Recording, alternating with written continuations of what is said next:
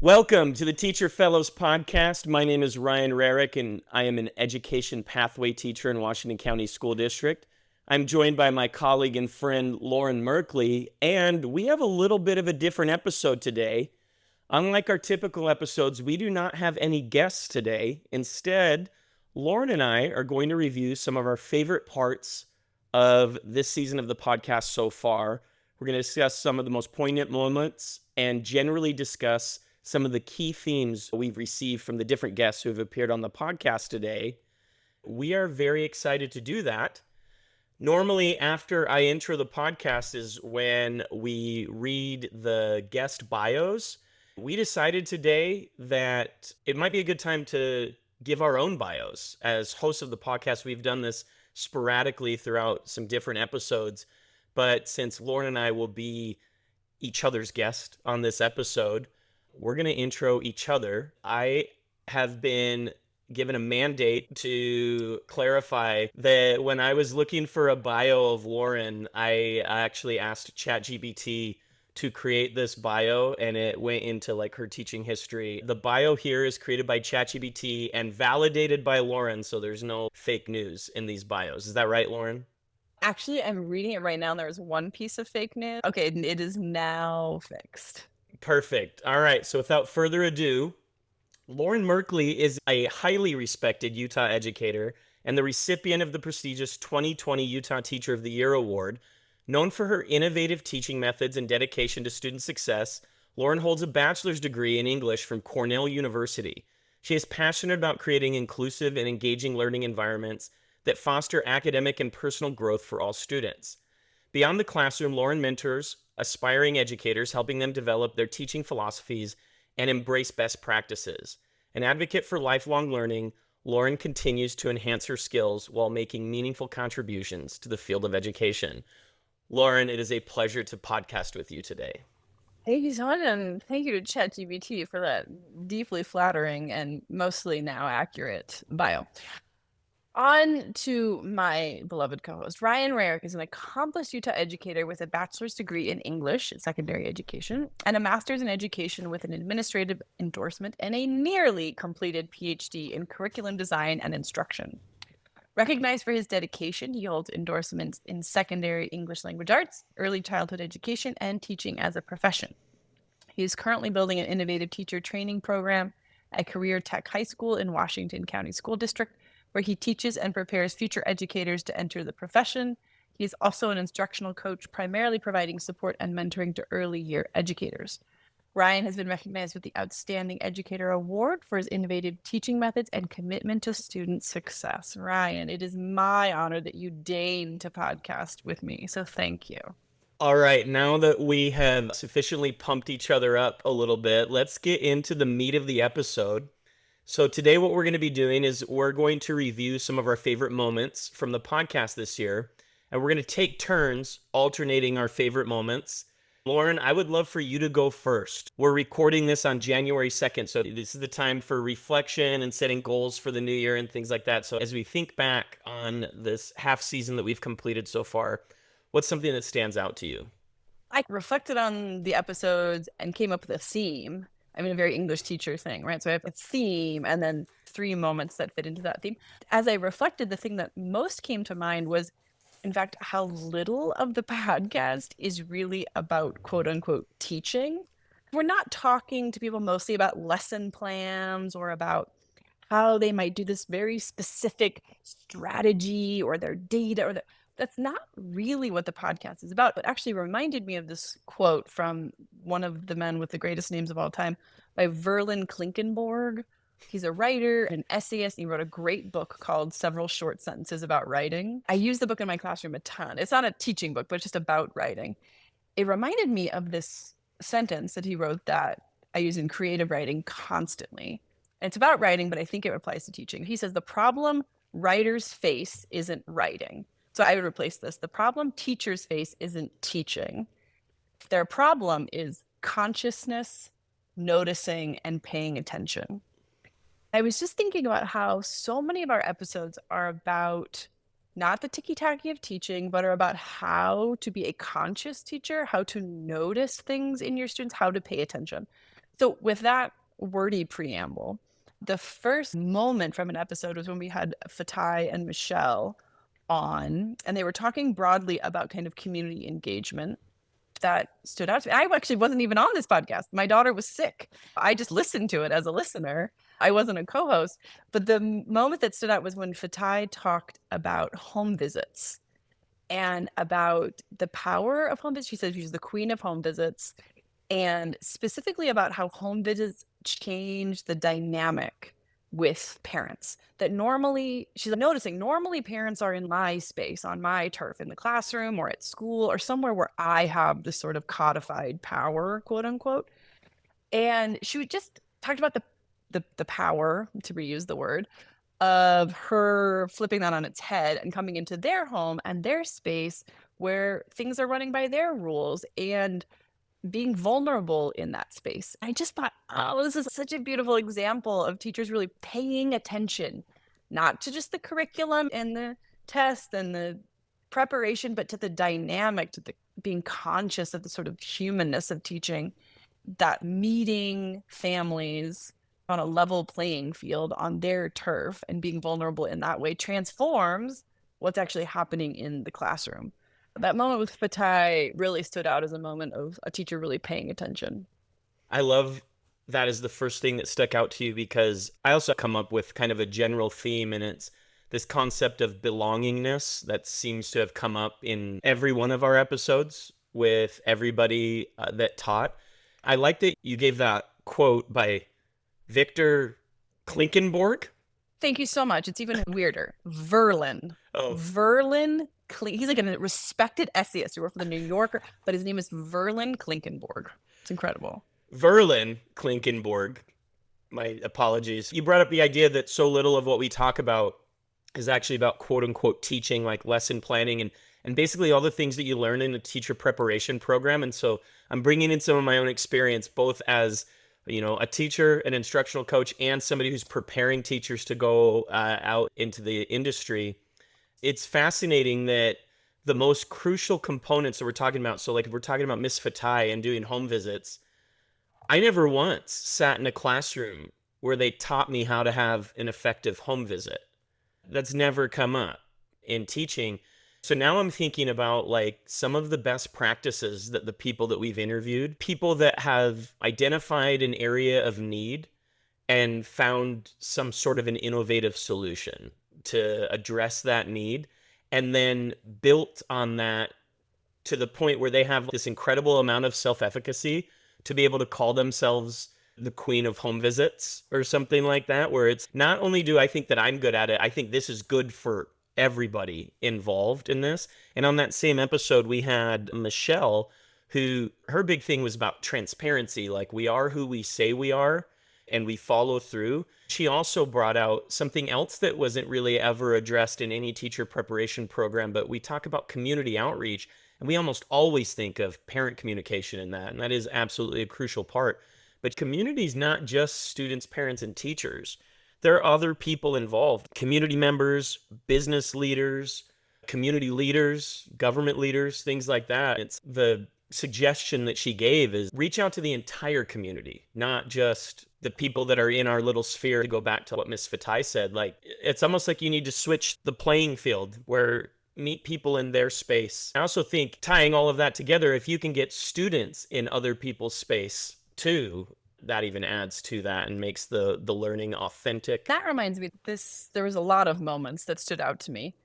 This reminds me of another moment that stood out was when we had William on and he was talking about bringing legislators into his classroom. So talk about another sort of space shift dynamic, right? Where a politician is coming into a classroom that's not run by the kids, but in a sense, it's their space, right? They are there every day. They know the rules of engagement. There's certain procedures and everything that come into that. It's this sort of sharing of spaces and switching up of spaces and different people being vulnerable in different places. Yeah, I think that's like pretty powerful and magnifies Michelle's idea that community is much bigger than just teachers, parents, and students, but includes politicians, community leaders, people that live near the school but may not have kids at the school, et cetera, et cetera. So after having talked about that, if we're talking to the people that listen to this podcast, or if there's a teacher that's early in their profession and is wondering, how do I get better at this? I don't know how to ask you this. I'm basically just asking you for a mathematical formula. But what would your recommendation be of like how much time should you spend trying to master the like nuts and bolts of teaching, like lesson planning, test creation versus kind of some of these more abstract concepts? Like we've talked a lot about the human side of it, like being a human and the social and emotional intelligence, things like home visits. There's nowhere in a strand or standard that will say home visits, but will make each teacher so much more efficient at delivering the strands and standards. What would you say that ratio is for if we're trying to offer a recommendation to a new teacher? I have no idea what the ratio is, because I think the ratio implies that they're separate, right? That those two things are bifurcated, and I'm not sure that they are. So, for example, if I'm having a teaching challenge, quote unquote, a teaching challenge with this lesson that's not going well, or this assignment that didn't produce, or the outcome of an assignment wasn't up to par, whatever it is, I actually think the human piece is like a piece of that reflection, right? It's not simply like what in my pedagogical toolbox was not working well, but it might be like, what's going on with my kids? Is this text not speaking to them? Is like the classroom setup not going well? Or it's a vibe check? Are the vibes bad in my classroom? Not sure that those are bifurcated. I think they're in tandem all the time. And often we give too much emphasis to maybe the technicalities of teaching and mastering those. But we could have robot teachers, right? We could have Chat GPT as our teacher that understands content and delivery. Yet that's not what school is. And so I don't know that there's a ratio so much as like they kind of constantly need to be balancing each other out and working in concert. I don't know. What do you think? Do you have a ratio? Please No, tell me I you have don't. a ratio. I like that answer that they're not disconnected. So maybe ratio is the wrong term to use. But I would say that in my time as an instructional coach, one of the biggest concerns that new teachers tend to have is the imposter effect. What is that called? Imposter Syndrome? syndrome. Yeah, Yeah. where they feel like, man, I don't know enough about this. They want to make sure they know everything there is to know about everything before they start teaching it. One of the pieces of coaching that I often give them is let's work on the human part of it. Let's work on how you are with students. Because we could just look it up. We could look up the information. I'm just glad that you brought up ChatGPT. During the COVID lockdown, when schools were dismissed, a lot of teachers built their curriculum on Canvas or some other learning management system. Then when students came back the following year, some teachers continued to use that system. So students would walk into the classroom, grab their Chromebook, and it's like, all right, today's lesson's on Canvas, and it's sit down there and do it. The learning wasn't as good as when the teacher delivered the same lesson with their personality and their human aspect of it. I think that's something like maybe the biggest takeaway from all of our guests is that who you are matters more than what you teach or the facts of whatever your content is. It's that you matter. You're the most important thing. I know that there's a lot of research that shows that the teachers are the number one most influential factor on how much students learn in a classroom. So figuring that part out and then being able to express to your students like who you are, why this matters, and that you truly care, the learning will take off like a rocket ship there, more so than if you were an incredibly high level content expert that had low skills at connecting with people. A really technically good teacher, right? You have very organized lesson plans and you have a really good grading. Like all of that doesn't matter. I think in the moments when I was a teacher, when I felt so at a loss, were the moments where I most heavily had to lean on actually the human skills rather than my technical skills. But we have to keep moving because we're supposed to share a couple more moments and we have only gotten through one. Something that stuck out to me is absolutely like a concrete recommendation. One of the most powerful moments for me was in our first episode of this season. So it was in the August episode. It was a back to school episode, and we had Chad Warnick and Cole Wilkes on, and we were asking them in their different environments, what are some things they do at the beginning of the year? Talking again about as an instructional coach with a first year teacher, I wish that if seating charts were like an industry that made money, like I should get a kickback because I can't sell the value of seating charts more to any of the new teachers that I work with. And I work in a high school, and sometimes teachers think my kids are old enough, they want to sit by their friends, whatever. There's nothing that I could impress upon you more than at least start the year with a seating chart and see how it goes. Chad said something incredibly valuable to me. it caused me to even reframe seating charts. He's, look, the kids will complain about it. They'll say they want to sit by everybody else. But when I put a name to a seat or a face to a seat, I'm telling my students, you belong here and you have a place in my room. And it reframed how I view seating charts altogether. This is a concrete tool, like a high leverage teaching strategy to have assigned seats, but it's actually supporting the human side of this, that you all belong here. I want you here. I expect you here. This is the space that I've allocated for you. I don't know if anybody else is getting into it that deep. I don't know if the students are, but I do know that the reverberations of that pay off in multitudes throughout the year. To all our listeners, we did not plan this, but I have a different moment from the same episode that has really stood out to me. I completely remember the seating chart moment, and it's connected to this moment, which was Cole saying that his kind of motto or teaching tagline was everyone is invited and everyone is welcome. And what stuck out to me was the use of the word invited. Like you go to a wedding, right, that has a seated dinner, and you look on a table chart. Often people will seat their guests, right? So Ryan's going to be at table 3 and Lauren's at table 5 or whatever. And it's, oh, I'm invited. And they've actually thought about where I'm going to sit. We don't think about classrooms as places that kids are invited. We think about classrooms as places kids are obligated to go or are contractually bound to go by the social contract that is school or are expected to go. This idea of invitation is so much warmer and more human. And to your point, if you're invited somewhere, they've made allocations for you. They've made space for you or have a plan for you, or you're deeply wanted. So that was this idea of invitation into a classroom as a space where you are known, you are valued, and you belong. There's so many other things that stick out. There's a lot of meat on the bone. We're both English teachers. I'm sure this has happened to you. I'll have read like a short story that was like 2 pages, and I could write like a 15-page analysis. Easy. But we would love to hear any big takeaways for many of you. So if there's something that we've talked about on the podcast that you've either attempted to implement or that is something you were already doing and it validated that, we'd love to hear that kind of feedback. I'd also just invite all of our listeners to go back and listen. Some of the other things that I had on my list, our episode where we talked a lot about belongingness. We just had one with Adam and John. And it's that concept of talking about, oh, now I'm going to have to look at my notes. Civility in the classroom. Yeah, civility in the classroom. And the quote that I wrote down is that this stuff is exciting, not chilling. It's not scary to talk about these hot lava topics. Exciting that we get to be the ones that lead these conversations with the students. So like I said, there's a lot of meat on the bone from all of the episodes. So for any of our listeners, we'd invite you to go back and revisit and maybe share your thoughts with us as well. I would be super interested to hear what stands out to others. I just want to reiterate, I think what you said and what I'm this Verlin Klinkenberg idea that teaching is really about paying attention and about noticing and about the kind of the humans that are involved in teaching. Of course, we need the technical prowess, but the foundation, and built on that is all of the things we know how to do, which is how to be humans and how to think about how other people are experiencing that. Real quick, go ahead. Before we transition into the conclusion, I do also want to give an update. Behind the curtain for our listeners, when we planned for this episode, we decided to just talk about the episodes from this season. But I also have to give a quick update. Last April, we did a pretty awesome podcast with Zane and Charm.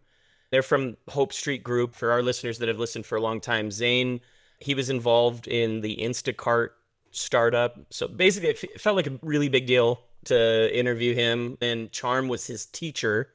And now they're working together with Hope Street Group. One of the things that connected Zane and Charm was that Zane actually designed the book cover for Charm's husband's book. I think it's called The 80-Yard Run. And his name's Theron. Theron reached out to me after listening to that podcast because we have some common interests about some goals that he's trying to do at his school. So this is just a personal privilege moment that it was really cool to meet Theron, who had been discussed in a previous episode. Now I consider him a friend. We jumped on a Zoom, had an hour-long conversation. We've exchanged emails. I just wanted to update our listeners that the ripple effect of the podcast past is alive and well. Bringing people together. I love it. I think we're going to call it for today. Happy New Year to all our listeners. Thank you for listening. Please continue to do so and spread the word to others. You can subscribe on Spotify, Google Play, Apple Music, Stitcher, or any other podcast platform. And be sure to check us out on Instagram for breakout reels made by our lovely producer, Kayla Towner, who produces episodes every month. From my co-host, Ryan Rarick, this is Lauren Merkley. Thanks for listening. Bye, everybody.